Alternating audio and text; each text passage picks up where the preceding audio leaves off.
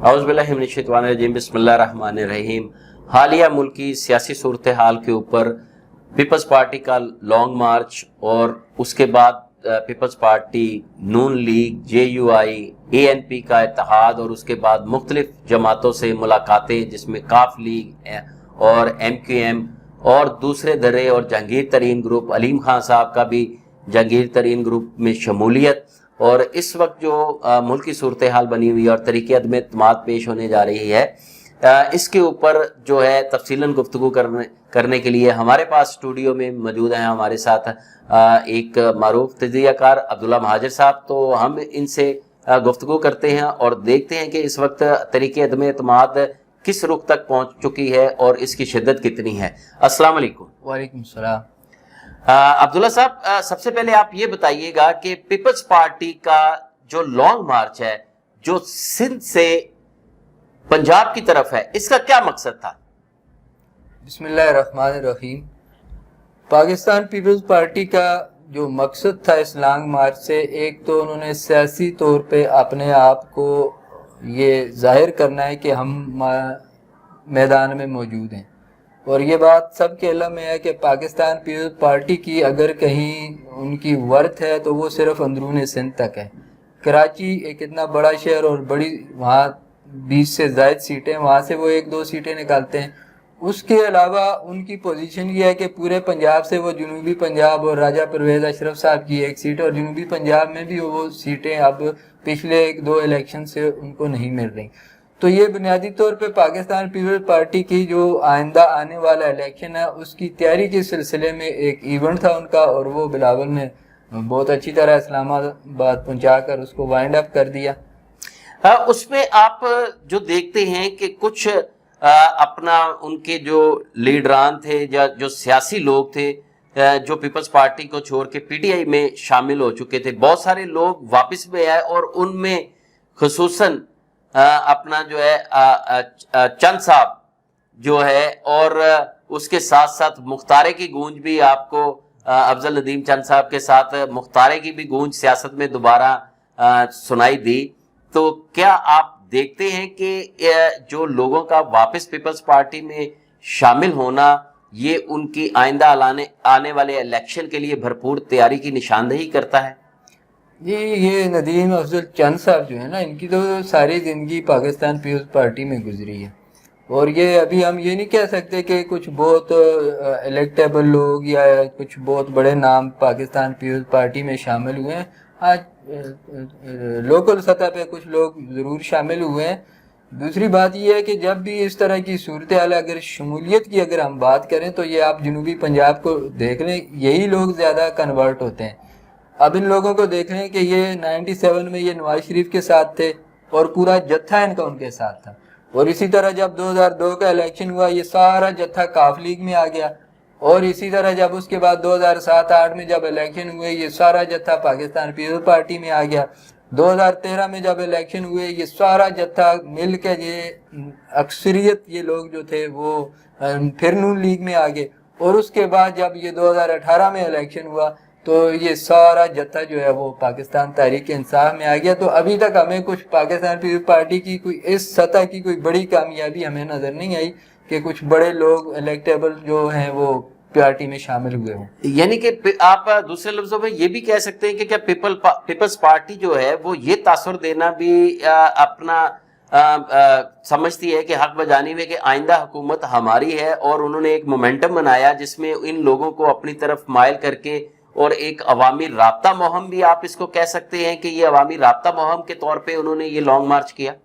देखिए वही सब दो चीज़ें होती हैं, एक तो होती है ग्राउंड रियलिटी वो क्या है, और एक ख्वाहिशात होती हैं। ख्वाहिश तो हर बंदे की हो सकती है कि मैं वज़ीर आज़म बनूं। ग्राउंड रियलिटी ये है कि अभी तक की जो कंडीशन है कि पाकिस्तान पीपल्स पार्टी जो कुछ भी उसको ऐसा मिलेगा वो सिंध से ही मिलेगा, बाकी पूरे मुल्क से चंद सीटें वो 10 ले लेंगी, 15 लेगी, 20 लेगी, इससे ऊपर के बगैर वक्ती तौर पे कोई चांस नजर नहीं आ रही। यानी कि आपके नजदीक उन्होंने पंजाब में अपनी पार्टी को एक नई जिंदगी देने की तरफ की वजह की कोशिश की है। अच्छा, इसके साथ अगर जो पीपल्स पार्टी का PDM में है, जो इन जमातों का आपस में इल्हाक है, नून लीग का, JUIF का اور اس کے بعد ANP کا اور دیگر جماعتوں کا عدم اعتماد کے حوالے سے آپ ان جماعتوں کا کیا دیکھتے ہیں کہ یہ کتنے پرسنٹ، کیا یہ 172 کی تعداد پوری کر پائیں گے؟ دیکھیں جو اب تک کی صورتحال ہے، ابھی تک تو یوں سمجھیں کہ 50-50 ہے. آپ کچھ نہیں کہہ سکتے کہ عدم اعتماد کی تحریک کامیاب ہوگی یا ناکام ہوگی. مثال کے طور پہ چودھری برادران ہیں، انہوں نے ابھی کنفرم کوئی ڈیسیژن نہیں لیا. اسی طرح جہانگیر ترین گروپ ہے، اور اسی طرح جو حکومت کے اتحادی MQM ہے وہ ابھی تک ان کے ساتھ کھڑی ہیں. کسی نے کوئی اناؤنس ابھی تک نہیں کیا کہ ہم کس کے ساتھ کھڑے ہو رہے ہیں. دیکھیں آگے کیا بنتا ہے. جو PDM کی دوسری جماعتوں کے ساتھ ملاقاتیں ہیں، جس طرح آپ نے ذکر کیا کہ کاف لیگ کے ساتھ چودھری شجاعت صاحب کے ساتھ، اور بہت آصف زرداری صاحب کی ملاقاتیں ہوئی، مولانا فضل الرحمان صاحب کی ملاقاتیں ہوئی، اور 14 سال کے بعد جو ہے وہ شہباز شریف نون لیگ کا ان کے گھر جانا، اور اس کے بعد جو ہے ایک خیر سگالی کے طور پہ، مگر انہوں نے نہ بھی نہیں کی اور ہاں بھی نہیں کی، مگر ایک اچھا ماحول، سیاسی ماحول بھی انہوں نے اپنا تعلق بھی استوار رکھا کاف لیگ نے. تو اس کو کس نظر سے آپ دیکھتے ہیں؟ کیا آپ دیکھتے ہیں کہ کاف لیگ جو ہے وہ ایک اس وقت ان کی سیاسی پوزیشن، گو کہ ان کی سیٹیں بہت کم ہیں، مگر ان کی سیاسی پوزیشن پنجاب میں بھی اور قومی اسمبلی میں بھی بہت مضبوط ہے؟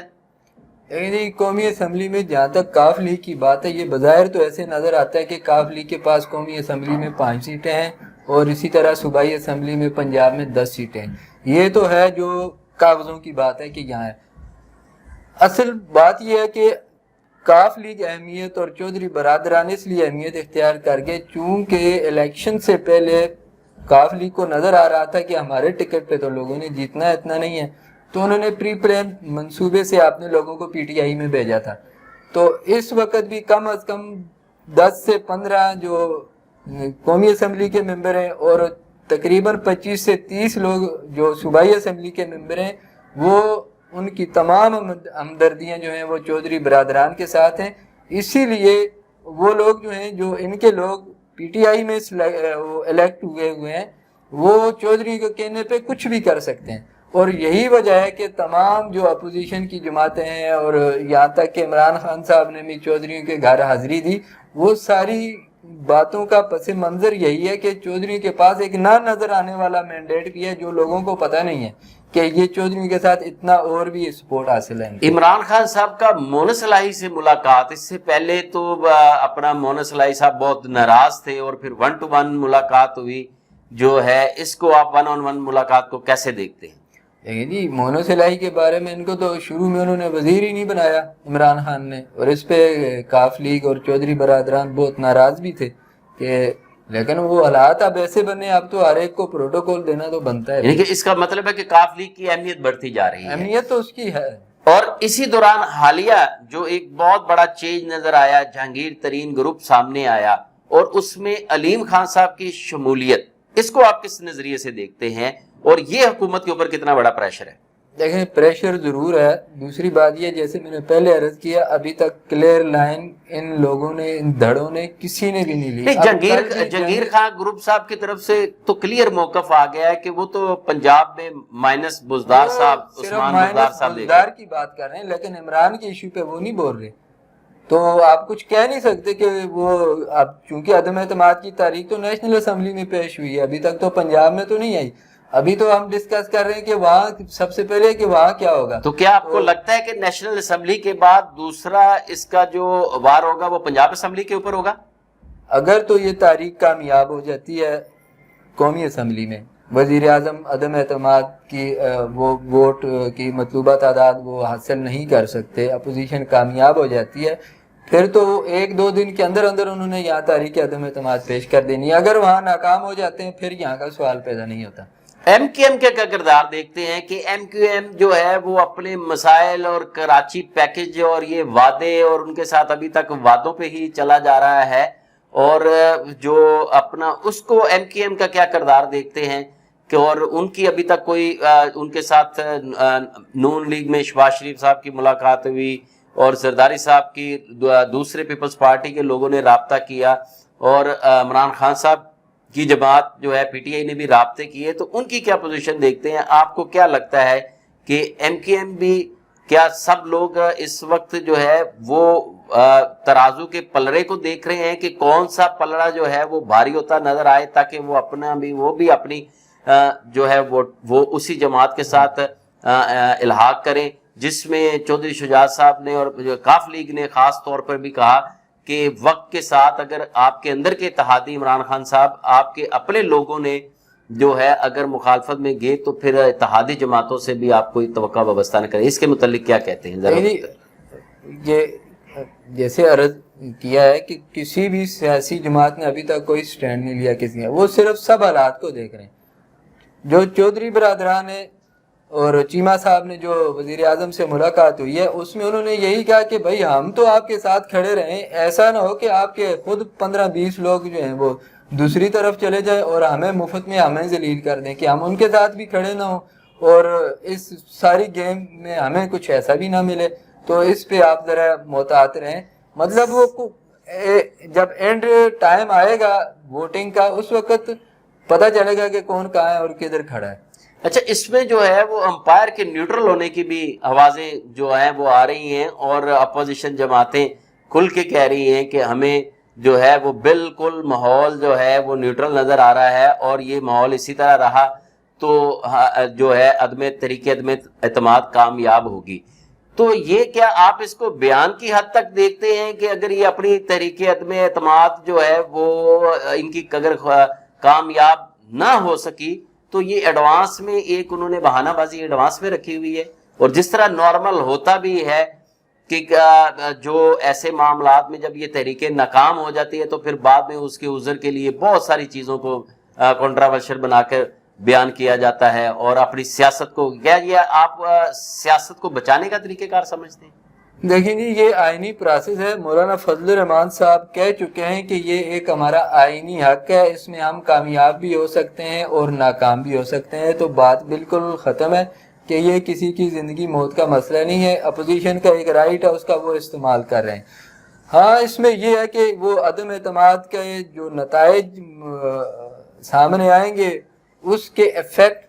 اپوزیشن پہ کیا پڑتے ہیں اور حکومت پہ کیا پڑتے ہیں یہ تو پھر بات کی بات ہے. ہاں، اس میں جو تحریک عدم اعتماد کے بعد ایک بہت اہم چیز جو سامنے آ رہی ہے وہ فلور کراسنگ اور ہارس ٹریڈنگ کی دوبارہ سے آوازیں شروع ہو گئی ہیں. تو اس کے متعلق آپ کیا کہتے ہیں؟ دیکھیں، جہاں تک فلور کراسنگ کی بات ہے، آپ کل کی بات ہے، زیادہ دور بھی نہیں ہے. کل وزیر اعظم نے نون لیگ کا جو منحرف دڑا ہے غیاث الدین صاحب وغیرہ لوگوں سے 5-6 لوگوں سے انہوں نے ملاقات کی. جلیل احمد شرک پوری صاحب ہیں، اور اسی طرح اپوزیشن نے بھی ان کا دعویٰ ہے، لوگ ابھی سامنے تو نہیں آئے کہ کن سے انہوں نے ملاقات کی، لیکن وہ کہتے ہیں کہ جی 20 لوگ 10 لوگ ہمارے ساتھ ہیں. لیکن نون لیگ کا جو فلور کراسنگ ہوئی ہے کہ ان کے تو 5-6-7 لوگوں نے جو چھوڑا وہ تو اعلانیہ ہے، لیکن پی ٹی آئی کے ابھی تک کوئی بندہ کھل کے اس طرح سامنے نہیں آیا کہ ہم اپوزیشن. ان کا کھل کے جو جہانگیر ترین گروپ ہے، جو علیم خان صاحب گروپ ہے، اصل میں وہ ایک موقف کے اوپر مخالفت تو ہوگی نا سر، بزدار کے اوپر ہی چاہے ہوئی چاہے صوبائی اسمبلی کے اوپر ہوئی، ایک ان کا موقف تو آ گیا جو حکومت سے بالکل مختلف ہے، جو وزیر اعظم سے بالکل مختلف ہے کہ وزیر اعظم نے کھل کے کہا کہ عثمان بزدار صاحب کی سپورٹ کے لیے کہ مائنس عثمان بزدار صاحب کوئی بھی بات نہیں مانی جائے گی. تو اس کا مطلب کہ دو دھرے تو بن گئی کہ جو آپس میں ایک ان کا رائے کا اختلاف بھی ہے اور شخصیت کے اوپر ایک شخصیت کے مائنس کے اوپر بھی بات چل رہی ہے. لیکن جی دھڑے تو ہر جماعت میں ہوتے ہیں. بظاہر آپ کو جمعیت ایک جماعت لگ رہی ہے مثال کے طور پہ، دھڑے تو اس کے اندر بھی ہوتے ہیں، لوگ الگ الگ موقف بھی رکھتے ہیں، سارا کچھ ہے، لیکن جو فلور کراسنگ نہیں ہوئی. آپ سمجھتے ہیں کہ فلور کراسنگ نہیں ہوئی؟ ابھی تک جو ہے نا کوئی بھی پارٹی کوئی بھی دھڑا کھل کے اور کنفرم بات کسی نے کوئی بھی نہیں کہی. تو نون لیگ کے یہ جو لوگ حالیہ ملاقات کی جنہوں نے بزدار صاحب سے بھی کی اور وزیر اعظم صاحب سے بھی کی، تو کیا یہ آپ سمجھتے ہیں کہ یہ فلور کراسنگ ہو گئی؟ تو یہ جو ہارس ٹریڈنگ کا اور یہ جو سیاست جو پچھلے 1 دہائی سے تقریباً جو ہے کافی کم ہو چکی تھی، دوبارہ جو ہے وہ جنم لے رہی ہے. دیکھیں، یہ کم تو کسی دور میں نہیں ہوتی، یہ ضرورت کے وقت اس کو مختلف ناموں سے استعمال کیا جاتا ہے. جیسے پچھلے الیکشن میں کاف لیگ نے اچھی خاصی سیٹیں لی اور انہوں نے وہ مجھے نام معذرت سے ان کا بھول گیا، وہ جنوبی پنجاب کے تھے مانیکا صاحب، اور یہ 25-30 لوگ جو ہے نا انہوں نے الگ سے دڑا بنا کے اور یہ نون لیگ کو سپورٹ کرنا انہوں نے شروع کر دیا، تو ان کے خلاف کوئی قانون حرکت میں نہیں آیا، نہ کچھ ہوا، اور وہ اپنا ٹائم پورا کیا۔ کیا اس وقت جو اپنا عمران خان صاحب کا بھی باہر نکلنا اور عوام سے عوامی جلسے کرنا اور اس میں پیٹرول ریلیف پیکیج اور بجلی پیکیج اور جو ہے پی ٹی آئی کا پنجاب سے سندھ کی طرف جو ہے وہ موومنٹ کرنا اور جلسے جلوس کرنا، تو کیا آپ سمجھتے ہیں کہ پی ٹی آئی بھی آئندہ الیکشن کی تیاری کر رہی ہے اور وہ طریقے عدم اعتماد سے اس وقت ایک پریشر ڈیولپ ہے ان کے اوپر؟ دیکھیں جی، اب جو حکومت کا تقریباً اگست میں 4 سال ہو گئے ہیں، اور آخری سال جو ہوتا ہے وہ تو الیکشن کی ہوتا ہی تیاریوں کا ہے، اور زیادہ سے زیادہ اگر کچھ آپ ترقیاتی کام کرتے ہیں تو آپ افتتاحی تختیاں ہی لگا سکتے ہیں، کیونکہ منصوبے تو بڑے منصوبے تو 1 سال میں پایا تکمیل کو نہیں پہنچتے۔ جہاں تک بات ہے پی ٹی آئی کی، حکومت نے جس طرح اپوزیشن اپنی لانگ مارچ کر رہی ہے، عدم اعتماد کی تحریک پیش کر رہی ہے یا جو دوسری ایکٹیویٹیز کر رہی ہے، تو وہ بھی ایک طرح کی آئندہ جو الیکشن ہے اس کی تیاری کر رہے ہیں۔ تو اسی طرح پاکستان تحریک انصاف بھی جو ہے وہ سندھ کی طرف جا رہی ہے، وہ زرداری صاحب کو کہہ رہی ہے کہ بھائی آپ سندھ سے باہر نہ نکلیں، اگر نکلیں گے تو ہم بھی سندھ میں آ کے آپ کا حساب برابر کرنے کی کوشش کریں گے۔ تو یہ سیاسی پوائنٹ سکورنگ ہوتی ہے۔ اس وقت کی جو صورتحال ہے، تو اس میں مجھے بھی ایک بہت دلچسپ بات جو ہے وہ یار یہ تو بالکل اسی طرح جو ایک پاکستانی پنجابی فلم تھی مولا جٹ، جس میں 2 کردار تھے، مولا جٹ اور نوری ناتھ۔ اوقات تو ود وزن نو موڑا کدی نہیں دے گا سونیا پاندی